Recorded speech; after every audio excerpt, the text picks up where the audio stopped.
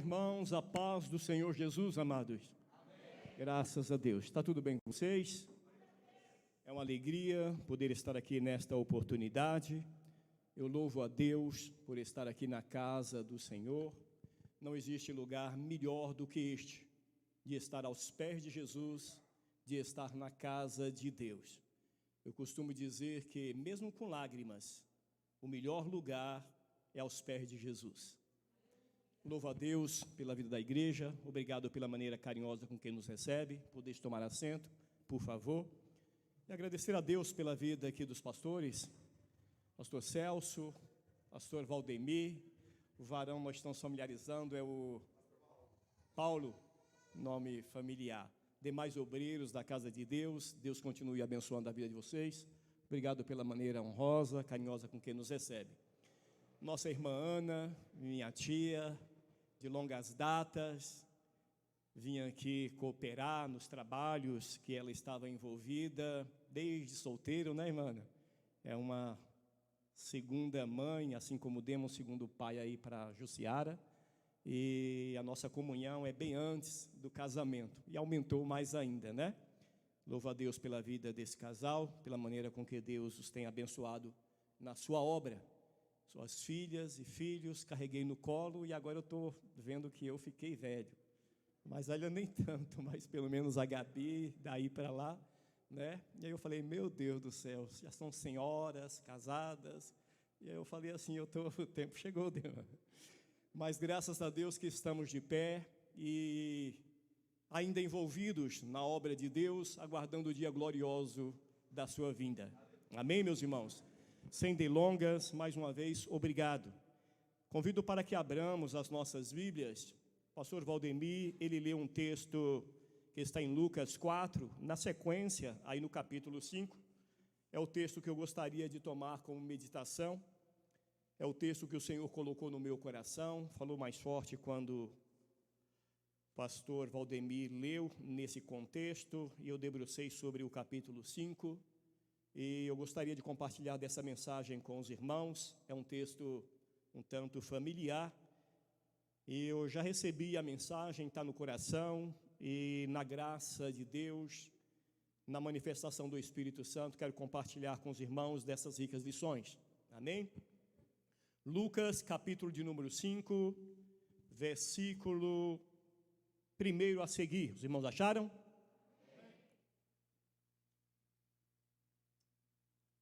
Expressa-nos assim a palavra de Deus, meus irmãos. E aconteceu que, apertando a multidão, ou seja, a multidão apertava Jesus, para ouvir a palavra de Deus, estava ele junto ao lago de Genezaré.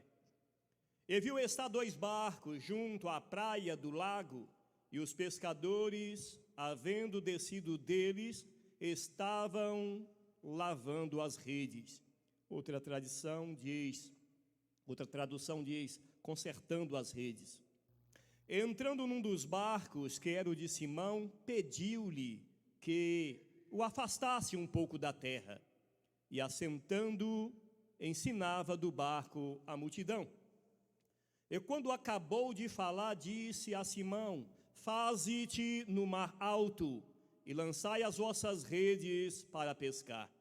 E respondendo Simão, disse-lhe, mestre, havendo trabalhado toda a noite, nada apanhamos, mas sobre a tua palavra lançarei a rede. Bendito é o nome do Senhor. Graças a Deus. Quem chegava ali? Por que chegava? Qual era a razão de estar ali? Por quê?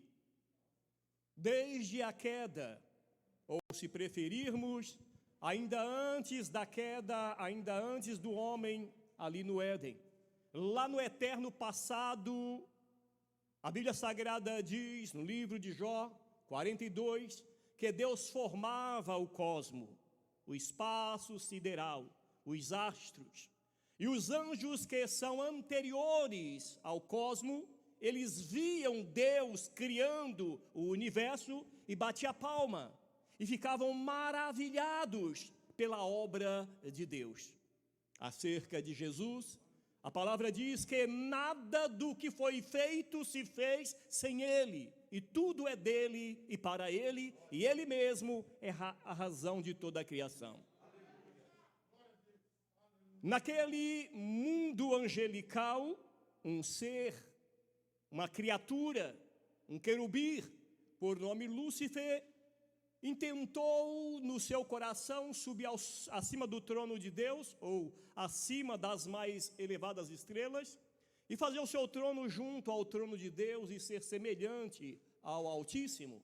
Deus não precisou duelar, Deus não precisou brigar com Lúcifer, apenas a sua lei foi desencadeada e a sentença veio. Logo ele caiu, tornou-se no maligno e ficou destituído. Portanto, não existe uma dualidade, como se uma briga do bem e do mal no universo. O diabo é apenas uma criatura. A terra tornou-se sem forma e vazia, e sem precisarmos delongar sobre essa catástrofe, a maior do universo em todos os tempos, o fato é que Deus restaura a terra e coloca nela o objeto do seu amor, o homem. E quando eu falo do homem, eu estou falando da humanidade. Deus não cria um robô, mas um ser inteligente, livre, com opção de suas escolhas. E naquele jardim em que o homem estava revestido de glória, feito à imagem e semelhança de Deus, Lúcifer, que havia caído, chega para tentar, para propor uma ideologia, uma narrativa contrária aos princípios e aos valores de Deus, e o homem, na sua liberdade, na sua inteligência, adere a Lúcifer, a sua proposta, e aí vem a queda. Deus poderia encerrar com o mal ali, mas na sua eternidade, o que é esse plano? E o que é a vida humana? E os autores sagrados vão dizer, a vida é um vapor. A vida é uma nuvem que se apresenta, mas o vento a dissipa e logo se vai. O que é a vida? O que é essa existência? E a palavra de Deus está dizendo, é uma flor que nasce bonita, desabrocha, mas logo murcha e acaba. O que é a vida? E a Bíblia continua a responder, é um conto ligeiro. Então, nesse plano terreno, nesse conto ligeiro, Deus permitiu que o mal existisse, mas que um dia teria um fim. Então Deus poderia acabar com o mal ali, ele não foi apanhado de surpresa, mas ele olha para a mulher que o diabo havia enganado e diz, da semente dela nascerá um que esmagará a tua cabeça, que aniquilará com o mal. Surge Enoque, a maldade humana prevalecia, Deus disse, agora a terra produza espinhos, e o termo espinho ali não aplica apenas à planta, mas sobre o caos que a terra transformou. E quando Enoque introduz uma nova ética social, princípios e valores, a lei começa a prevalecer, a ordem começa a estabelecer-se, alguém certamente olha para Enoque e diz, és aí o Redentor, mas não era Enoque. Mas Enoque profetiza e disse, eu vejo o Redentor vindo. Eu vejo o meu Senhor vindo nas nuvens dos céus, e com ele milhares dos seus anjos. Então Enoque não pôde redimir a nação, a população, a humanidade, mas disse, eu vejo o meu Redentor vindo. Jó, na sua debilitação humana, apanhado, tocado, vilipendiado pelo mal, ele olha para a sua carne, para a sua pele desfeita, ele não entende satisfatoriamente o porquê do mal e como o alcançaria em todas as dimensões, perdendo filho, perdendo bens, perdendo a honra, posição. Agora a sua própria pele se desfazendo, nada mais lhe restou senão um caco de telha, como companhia daquele homem honrado, rico, próspero, para lamentar, para chorar, para sentir a dor, o drama, que de repente muitos, em proporção maior ou menor, possam estar vivendo hoje. Mas de repente o Espírito de Deus se manifesta em Jó e ele diz: eu estou certo, que o meu Redentor vive e que um dia levantará sobre a terra. E aí então esta minha carne será desfeita, esse meu corpo será renovado. Os meus olhos o verão e não outros. E de saudade já desfalece o Espírito dentro de mim. Abraão, chamado por Deus para introduzir um modelo de nação, de gente, de povo civilizado. E quem sabe alguém disse: agora parece que a terra será restaurada. Mas Deus olha para Abraão e diz: Abraão, a tua descendência, é da tua semente que eu abençoarei todas as famílias da terra. O povo de Israel sofre no Egito escravidão, dificuldades diversas, opressão, mas Deus levanta um libertador, que conduz o povo com milagres extraordinários. Mas chega em determinado momento que Moisés tenta pôr uma ordem, que Moisés tenta colocar a lei no coração, e o povo se rebelava. Aí o Espírito de Deus se manifesta em Moisés, e Moisés diz: Deus um dia levantará um profeta semelhante a mim, mas a ele vocês vão obedecer. De repente vem Davi, e a obra é maravilhosa em Jerusalém. Os hinos, os louvores em Sião são conhecidos de todas as nações em torno do mundo. Davi, ele baixa o número, a inscrição dos sacerdotes de 21 anos para 18 anos, porque a demanda, o culto, a necessidade dos levitas, dos sacerdotes era muito grande. Músicos aos milhares, toda sorte de instrumento musical, a glória no templo. Mas Davi disse: ainda é pouco. Se Deus se agradasse de touro, eu daria, mas não é isso. E na sua alma ele busca entender o que seria essa obra perfeita. E no Salmo 110 ele disse: Deus vai levantar um grande sacerdote. A sua ordem será segundo a ordem de Melquisedeque. Aleluia. E o seu sacerdócio será eterno. Aí surge Daniel. E Daniel tem uma visão de todos os reinos que surgiriam, os grandes impérios, os grandes imperadores no decorrer do século. E aí ele disse: mas eu vi o ancião de dias coroar um príncipe, e o seu reino será eterno, esse nunca terá fim. E estão ali Cedraque, Mesaque e Abednego na fornalha. E de repente, os que o lançaram, aqueles que haviam lançado, o fogo foi de tal maneira que estragaram. Mas de repente, aqueles homens estão preservados e em vida. E os que olharam para eles diziam: como pode tanto fogo, cuja chama tragaram os que lançaram, e eles não morrem? E cada um que chegava para olhar o mistério, entenderam que a razão da aniquilação da morte estava no quarto homem. Ei, o quarto homem está aqui.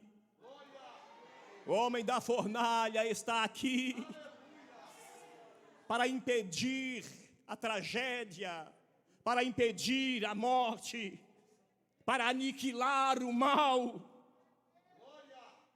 E alguém disse: ele é um homem. Outro dizia: não, é Deus, é um Deus. Não é semelhante ao Filho do Homem, não é semelhante a Deus. Quem é esse que é Deus? Quem é esse que ao mesmo tempo é homem? Quem é esse? Quem é o quarto homem da fornalha? Aí Isaías disse: a virgem vai conceder e vai dar à luz um filho, e o seu nome será Maravilhoso, Conselheiro, Pai da eternidade e Príncipe da paz. Receba a paz no teu coração, porque Ele está aqui. Receba a paz no teu coração, porque Ele está aqui. Aleluia. Aí de repente aparece João Batista, e a Bíblia diz que ele convencia o coração dos pais aos filhos, e os filhos aos pais, e preparava as veredas tortuosas, endireitando o caminho. E alguém chega e diz: quem é esse grande profeta? Ele é o Cristo, ele é o Messias. E João Batista dizia: não, eu sou apenas uma voz. Aquele que vem depois de mim é mais poderoso do que eu. Eu não sou digno de desatar sequer as alparcas dos seus pés. Eu batizo vocês em água, mas Ele vos batizará com o Espírito Santo e com fogo. Aleluia. E João, de comum, estava ali no deserto, e a multidão vinha ter com ele, e ele anunciava Jesus como precursor. Mas de repente João chega nas águas batismais, um dia comum como qualquer outro, quem sabe as mesmas mensagens, a mesma ministração, o mesmo povo, mas de repente ele diz: o Espírito de Deus me revela que o Messias já está entre nós. Aleluia. Ei, o Messias já está entre nós. Eu tenho novas de grande alegria. Jesus já veio, Jesus já está entre nós. Aleluia. É verdade que a redenção ainda vem, e por ora nós o esperamos e somos salvos em esperança, mas ele já veio, e porque ele veio, a redenção logo, logo, só mais um pouquinho de tempo, e será consumado esse plano humano, terreno, do mal, porque a nossa redenção está perto. Aleluia. João diz: o Messias está entre nós. E quando ele termina de pronunciar, Jesus entra nas águas do Rio Jordão. A glória de Deus é manifestada, a Shekinah de Deus é derramada no Jordão. E a voz do céu brada e diz: este é o meu filho amado, em quem eu tenho prazer. Aleluia. E João diz: eis aí o Cordeiro de Deus que tira o pecado do mundo, ou seja, que vai aniquilar com o mal. Aleluia. E Jesus sai das águas batismais, poderia chamar os seus discípulos para a obra da qual ele veio realizar ali na Judéia. Ali estavam os principais dos sacerdotes, ali estavam os escribas, ali estavam fariseus versados na lei, ali estavam homens, doutores, pessoas importantes, mas Jesus sai da Judéia e vai lá para os fins de Naftali, Zebulon, lá na Galileia dos gentios. A Bíblia diz que um povo que jazia no vale da sombra da morte, lhe resplandeceu a grande luz. E quando Jesus iniciava o seu ministério, os demônios, ao vê-lo, já gritavam e diziam: este é o Filho de Deus, e já saíam. E a multidão começou a dizer: o que é isto? E o texto que o nosso irmão, pastor Valdemir, leu. Mas de repente Jesus chega na praia da Galileia, no mar de Tiberíades, no lago de Genezaré. E ali, homem simples, na rotina do seu dia, havia pescado a noite toda e não haviam apanhado nada. E ao amanhecer, consertava as suas redes. E de repente chega o prometido das nações. Chega o Messias para iniciar o seu ministério. E quando ele chega, encontra os homens, que não dá para pensar diferente, senão homens frustrados, tristes, porque tentaram pescar e não havia pescado nada. Você tem pescado alguma coisa? Você tem tido sucesso no que está fazendo?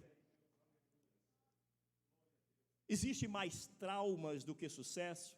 Existe mais pranto do que alegria? Tem havido frustração? Tem havido decepção? Tem havido inconclusões de projetos? Como é que está a noite? A noite é sombria, a noite é triste, a noite traz tropeços, a noite traz medo, a noite é noite. E talvez você esteja vivendo a noite. Mas Jesus chega no amanhecer. O choro pode durar uma noite, mas a alegria virá no amanhecer. Para vós que temeis o meu nome, nascerá o sol da justiça, e salvação trará debaixo das suas asas. Aquele que habita no esconderijo do Altíssimo, à sombra do Onipotente descansará. Não temas. Não temas, não perturbes o teu coração, não se atemorize. Jesus já veio, Jesus está entre nós, Jesus chega. Pode ser um dia como qualquer outro, numa rotina, numa noite que parece que não tem fim, mas Jesus chega, e Jesus chegou. Mas os achou consertando as redes, limpando as redes. Não importa se você não tem pescado, se você não está conseguindo, conserta as redes. Tenha esperança, confia, espera. Aleluia. Quem sabe você não está tendo o sucesso devido, esperado, desejado, almejado, é porque é tempo de consertar as redes, de reparar. Todos nós temos algo a ser reparado, a ser corrigido. Aproveita desse tempo para investir pessoalmente. Faça investimento espiritual, dedique mais à palavra, dedique mais à oração. Resgata o jejum. Ei, assim diz o Senhor, você parou de cantar faz tempo. Tire a harpa do salgueiro. Quando Israel foi levado cativo para a Babilônia, os babilônicos diziam: ei, vocês cantam tão bonito, canta um hino de Sião. E eles diziam: como cantar um hino de Sião em terra estranha? A Bíblia diz que junto aos rios de Babilônia nos assentamos e choramos com saudade de Sião. Nos salgueiros que havia no meio do rio, penduramos as nossas harpas. Tire a tua harpa do salgueiro. Não faça greve contra os céus. Não faça protesto contra Deus. Tire a harpa do salgueiro, cante. Louve, adore, trabalhando, varrendo a casa, lavando o prato, na sua rotina, louve, adore a Deus, cante, suscita hinos, busque força da fraqueza e no poder do louvor, Deus vai operar, aleluia. A noite vai passar e o tempo de cantar vai chegar. Jesus chega. E quando ele chega, Jesus disse: dai-me o barco, empresta o barco. Ei, Jesus está pedindo o teu barquinho nesta noite. O barco da tua vida. Quem sabe em meio a ondas bravias nesse mar, Deus está pedindo o barquinho. Ele quer tomar a direção do barco. E os discípulos cedem o barco para Jesus. Entrega a tua vida para Jesus. Entrega inteiramente. Deixa Ele dominar o teu ser. E quando Jesus entra no barco, a Bíblia diz que ele faz um pedido: afasta um pouco da terra, sai um pouco da multidão. Amados, às vezes, o que precisamos é afastar um pouquinho da multidão. Multidão de desinformação, multidão de polêmica, de polarização, conversas diversas. Afaste um pouquinho da terra. Se já ressuscitaste com Cristo, pensai nas coisas que são de cima.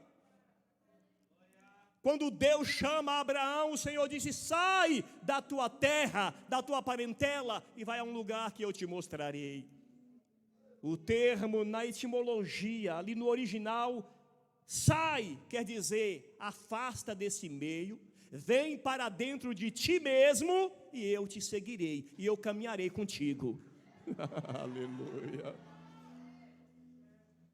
Muitas das vezes nós perdemos a nossa identidade, a nossa personalidade, porque o meio acaba determinando o que temos que ser e o que precisamos ser. Ei, esqueça, deixa Jesus orientar o teu barco, e esteja de acordo com os princípios da palavra de Deus. Afasta um pouco. E a Bíblia diz que afastando, Jesus começou a ensinar, e ensinava, e ensinava, e a palavra caiu de tal maneira no coração deles, que depois Jesus disse: faze-te ao mar alto. Em outras palavras, o que vocês estavam fazendo e nada conseguiram, vai fazer agora, mas tem uma coisa: eu quero que vocês façam em alto mar. Jesus quer te levar para experiências grandes. Mar alto significa situação de maior perigo, mas é lá que o Senhor quer revelar o seu poder, operar o milagre e dizer que Ele é Deus. Nas grandes experiências é que se constrói as grandes ferramentas, os grandes instrumentos. O mar está bravio, está em alto mar, o barquinho às vezes é incapaz de enfrentar as ondas bravias em alto mar, mas não temas, deixa Jesus estar no barco. Se Ele estiver no barco, não temas, vai dar tudo certo. Aleluia. Deixa Ele no barco, o chame para o barco e navega sem medo, e solta o cabo da nau e navegue, porque Ele mesmo é o nosso porto seguro. Aleluia. E os discípulos disseram: Senhor, nada apanhamos, nada. Sem Jesus não dá, meus irmãos. Não adianta tentar, não adianta olhar os convites, as propostas, não adianta pensar em outra alternativa. Sem Jesus não dá. Só com Jesus. E os tempos são trabalhosos e cada vez mais precisamos de Jesus no nosso barco. Deixa Jesus no barco. A propósito, Ele está no barco. Jesus está no barco. Jesus está no teu barco. Deixa Ele estar no barco. E os discípulos disseram: Senhor, nada apanhamos, mas sobre a tua palavra lançaremos a rede. Aleluia. Olha, é sobre a palavra de Cristo, é por conta da palavra dele. Vai na palavra do Senhor, faça na palavra do Senhor. Ah, mas eu fiz, eu tentei, eu lancei, entreguei currículo, eu desejei, mas agora é sobre a palavra do Senhor. Aleluia. Projeto não deu certo, mas vai sobre a palavra do Senhor. Aleluia. Ainda que seja em alto mar, mas se o Senhor estiver no barco, vai tudo bem. A Bíblia diz que eles foram para o alto mar, e conforme a palavra do Senhor eles lançaram as redes. E a Bíblia diz que vieram tantos peixes, que os barquinhos estavam quase indo a pique, estava indo à deriva porque eles não conseguiam arrastar tanto peixe. Ei, a pesca será maravilhosa, porque Jesus está no barco. Aleluia. E quando eles estavam diante de tantos peixes, acenaram do outro lado para André e o outro barco: venha, a tua bênção será tão cheia, tão sacudida, tão transbordante, que você vai ter condições de chamar e ajudar a outros. Creia na palavra de Deus. Aleluia. Ajude, tem pessoas necessitando do teu lado. Deus vai te abençoar, porque Ele já veio, Ele já está entre nós. Aleluia. E quando chegaram na praia, que eles estão maravilhados com tantos peixes, Jesus disse: ei, vinde a mim, e eu farei que sejais pescadores de homens. E a Bíblia diz que imediatamente eles deixaram as redes e os peixes e o seguiram. Aleluia. O Senhor está dizendo que a bênção dele na tua vida terá uma única razão: segui-lo e servi-lo. Eles poderiam estar diante dos peixes e dizerem: agora somos os megas empresários, agora com essa técnica não tem para ninguém. Mas o objetivo ali era mostrar que o Senhor é Deus nos céus e na terra, e que o propósito maior de Deus na vida de cada um de nós é a sua obra. É por isso que a Bíblia chama de sinais. E finalizo: o que são os sinais? Sinal não é a coisa em si, sinal aponta para a coisa, para a realidade das coisas. Então eu estou vendo a minha sombra, é um sinal. Qual é o sinal? Tem gente de verdade ali.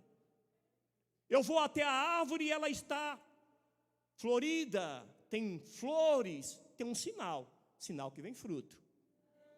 Eu olho para as nuvens e elas estão carregadas, é um sinal. O que vai acontecer? Vem chuva. O milagre, a cura divina, são sinais. Não é a realidade em si, mas sinais. A Bíblia chama de sinais. Que sinais? Que tem um Deus nos céus, e que a salvação que Ele disse é real, e esta é a nossa razão maior. Aleluia. Os discípulos chegam diante de Jesus maravilhados: Senhor, em teu nome curamos, em teu nome expulsamos demônios, em teu nome, Senhor, até os paralíticos andaram. E Jesus disse: alegrai-vos mais ainda, porque os vossos nomes estão escritos nos céus. Prezados, alguém me perguntou um dia desses: por que não existe tantos milagres em nossos dias hoje como havia antes? E eu disse: à luz da palavra, é porque nós invertemos a ordem das coisas. Nós hoje falamos muito de milagres e nada falamos da salvação. Fazemos campanha de tudo quanto é natureza, mas não pregamos que Jesus vem, não falamos da salvação. Invertemos a ordem e nada vai acontecer, porque não foi essa a técnica, a regra, o que Jesus disse. Jesus disse: pregue o evangelho, anuncie a salvação, e os sinais seguirão. Pregou a palavra de Deus, não precisa nem se esforçar. Deus se responsabilizará pela sua palavra. A Bíblia diz que Paulo pregava a palavra, e de repente ele olha para o paralítico, não era nenhuma campanha especial, e diz que viu nele fé para receber a cura, e no decorrer da pregação, Paulo disse: levanta, e ele levantou. Feche os teus olhos, porque eu vejo a receptividade da palavra e a fé no coração para você receber o milagre de Deus. A palavra da salvação foi pregada nesta noite.